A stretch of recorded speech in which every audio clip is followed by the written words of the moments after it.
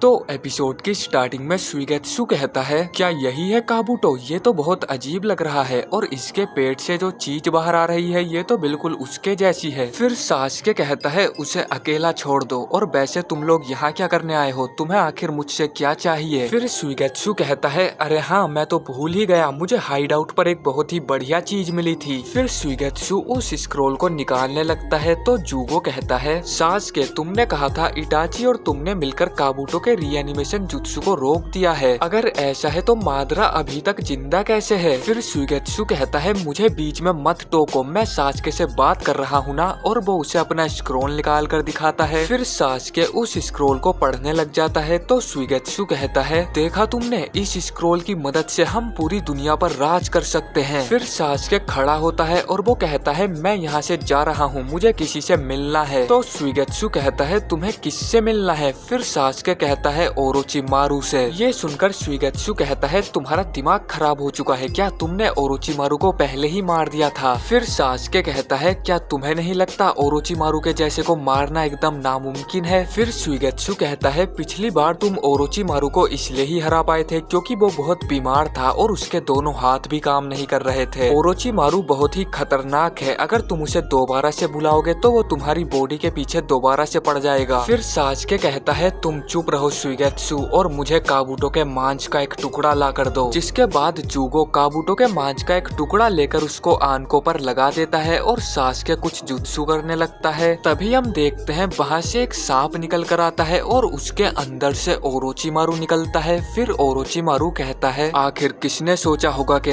तुम मुझे वापस लेकर आओगे? फिर सासुके कहता है, ओरोचिमारू मैं चाहता हूँ तुम मेरे लिए कुछ करो। तो ओरोचिमारू कहता है, तुम्हें मुझे समझाने की जरूरत नहीं है, मैं आंखों के अंदर से सब कुछ देख रहा था, मैंने अपने सभी मार्ग में अपना सेज जुत्सु चाकरा छिपा कर रखा हुआ था। फिर सासुके कहता है, तो तुम्हें इस वॉर के बारे में भी पता ही होगा? तो ओरोचिमारू कहता है, हाँ मुझे पता है और मुझे इस वॉर में कोई दिलचस्पी नहीं है, मुझे तो सिर्फ तुम्हारी बॉडी में दिलचस्पी है, लेकिन अभी मेरे पास उतनी ताकत नहीं कि मैं उसे चुरा पाऊँ। फिर सासुके ओरोचिमारू को वही स्क्रोल दिखाता है तो ओरोचिमारू कहता है, आखिर तुम करना क्या चाहते हो? फिर सासुके कहता है, ऐसी बहुत सी चीजें हैं जिनके बारे में मैं नहीं जानता, मैं उन्हें बुलाकर वही सब पूछने वाला हूँ। फिर ओरोचिमारू कहता है, तुम्हें सब कुछ जानने की जरूरत नहीं है, तुम अभी एक बच्चे ही हो। तो सासुके कहता है, मुझे जानना है, जब लीफ ब्लेज ने इटाची को इतने दर्द दिए तो वो फिर भी उसे बचाने के बारे में कैसे सोच सकता है? मुझे जानना है एक क्लैन क्या है, एक विलेज क्या है, और जब मैं ये सब जान जाऊंगा तो मैं तय करूंगा कि मुझे क्या करना है। फिर ओरोचिमारू काबूटो के अंदर से अपना चाकरा ले लेता है और सासुके की मदद करने के लिए मान जाता है। उधर हम देखते हैं गेटो स्टैचू ने 8 और 9 टेल के चाकरा को निगल लिया होता है तो ओबिटो उसमें 10 टेल को समन करने लगता है। फिर ककाशी कहते हैं, वो ऐसा कैसे कर सकता है, उसने अभी नारुतो और किलर बी के अंदर से टेल बीस्ट को नहीं निकाला है। तो 9 टेल सभी को बताता है, उसे बस हमारा थोड़ा सा चाकरा चाहिए होता है जो कि उसने पहले ही ले लिया है। जो 2 पोटली अभी उसने समन की थी वो सेज ऑफ 6 पाथ्स के टूल्स थे जिनमें तुम कुछ भी सील कर सकते हो। उनमें से एक पोटली में किनकाकू और गिनकाकू सील थे जिन्हें रीएनिमेशन जुत्सु का यूज करके बुलाया था। क्योंकि उसके पास मेरा और 8 टेल का थोड़ा सा ही चाकरा है तो किसे पता 10 टेल किस फॉर्म में रिवाइव होगा। फिर टोबी ककाशी से कहता है, ककाशी तुम एक ऐसे इंसान हो जिसकी जिंदगी पछतावों से भरी पड़ी है। तो गाय उससे पूछते हैं, आखिर तुम हो कौन? फिर टोबी कहता है, उसे बताने का क्या ही फायदा जो लोगों के चेहरे भी याद नहीं रख सकता है। फिर 9 टेल कहता है, अगर हमें उस पर अटैक करना है तो यही सही समय है, अगर एक बार 10 टेल पूरी तरह से वापस आ गया तो इस दुनिया का अंत निश्चित है। फिर नारुतो कहता है, क्या 10 टेल सच में इतना खतरनाक है? मुझे पता है उसके पास 10 टेल्स हैं, लेकिन आखिर वो कितना ताकतवर है? फिर 9 टेल बताता है, उसके पास हम सभी टेल बीस्ट का चाकरा है, उसके बहुत सारे नाम हैं, वो समुद्रों को पी सकता है, जमीन को फाड़ सकता है और पर्वतों को भी उखाड़ सकता है। ये सुनकर सभी चौंक जाते हैं। फिर 9 टेल कहता है, उसे मैं भी नहीं हरा सकता हूँ, लेकिन क्योंकि उसके पास मेरा और 8 टेल का थोड़ा सा ही चाकरा है तो हम कोशिश कर सकते हैं। फिर ओबिटो कहता है, तुम सब गलत हो, मुझे 10 टेल की पूरी ताकत की जरूरत भी नहीं है, मुझे तो बस अपना प्रोजेक्ट सुकिनो में कंप्लीट करना है, जिसके बाद मैं सभी लोगों पर अपना गेंजुत्सु कर दूंगा, जिसके बाद हम सब एक ऐसी दुनिया में रहेंगे जहाँ पर कोई वॉर नहीं होगा और ना ही कोई दुखी होगा, एक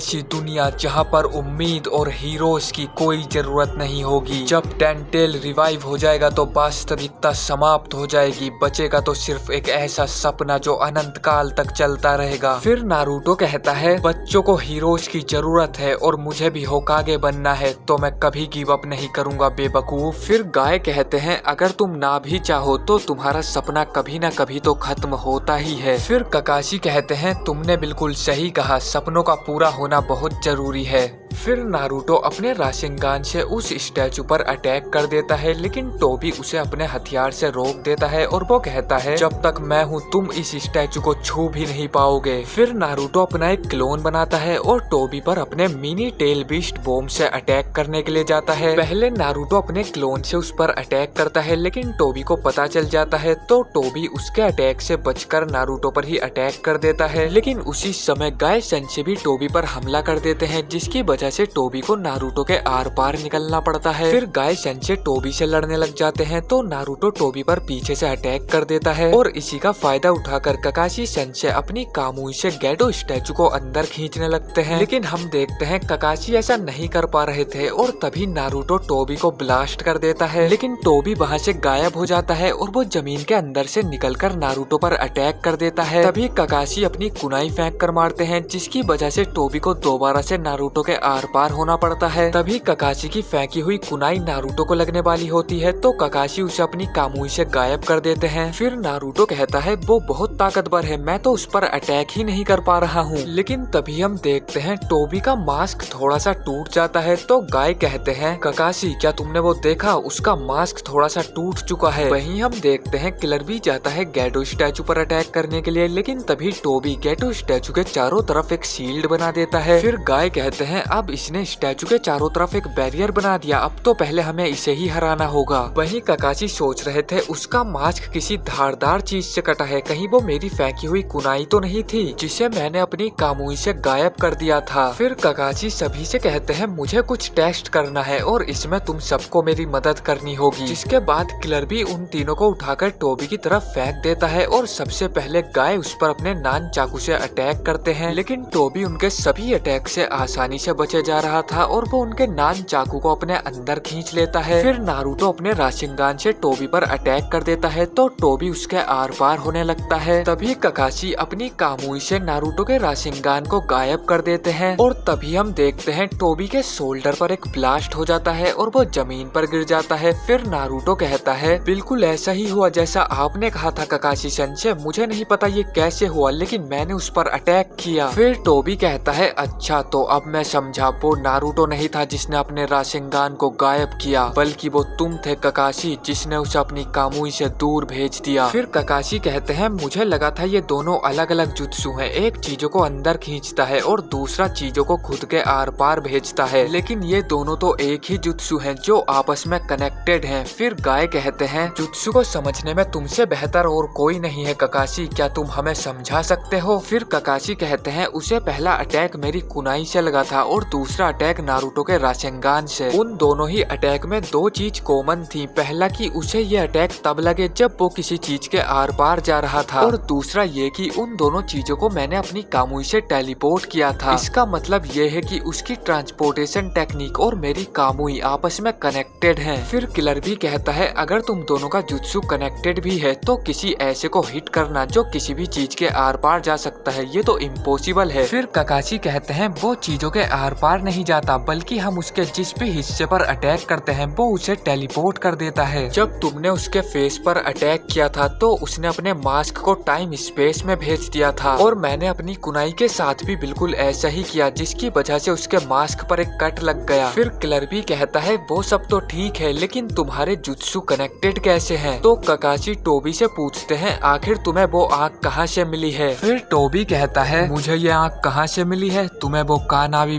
ब्रिज तो याद ही होगा जहाँ पर तुम्हें नाम मिला था शारिंगान हीरो। ये सुनकर ककाशी चौंक जाते हैं और वो कहते हैं 1 मिनट रुको, क्या तुम? तो टोबी कहता है अब पछतावा करने के लिए बहुत देर हो चुकी है, इसीलिए मैं एक ऐसी दुनिया बनाना चाहता हूँ जहाँ पर कोई हीरो किसी कब्र के आगे खड़ा होकर बहाने ना बनाए। फिर नारुतो कहता है क्या तुम अभी भी उसी बारे में बकवास किए जा रहे हो? मैंने तुमसे कहा था मैं कभी हार नहीं मानूंगा। मेरा सपना है होकागे बनना और इसके लिए मुझ पर बहुत सारे लोगों ने भरोसा किया है। फिर टोबी कहता है अगर तुम उन लोगों का सपना तोड़ दो तो मुझे जानना है वो तुम्हारे बारे में आखिर क्या सोचेंगे और तुम अपने बारे में क्या सोचोगे। अगर तुम परेशानियों को सुलझाने की बजाय उन्हें उम्मीद पर टालते रहोगे तो तुम्हें खोखली हकीकत के अलावा और कुछ नहीं मिलेगा। फिर नाइनटेल कहता है लेकिन तुम्हारे शब्द इस लड़के पर लागू नहीं होते हैं। 4th होकागे ने इस पर भरोसा किया था और अब मैं इसका दोस्त हूँ और इसने मेरी पावर्स को भी मास्टर कर लिया है। 4th होकागे ने मुझे इसके अंदर सील किया था ताकि मैं तुम्हें हरा पाऊँ। अब चलो नारुतो, हम नहीं हारेंगे। और ये एपिसोड यहीं पर खत्म हो जाता है। तो अगर आपको ये वीडियो पसंद आई है तो लाइक कर देना। पिछले सभी एपिसोड्स के लिंक आपको डिस्क्रिप्शन बॉक्स में मिल जाएंगे। मैं मिलता हूँ आपसे बहुत जल्द किसी नेक्स्ट वीडियो में।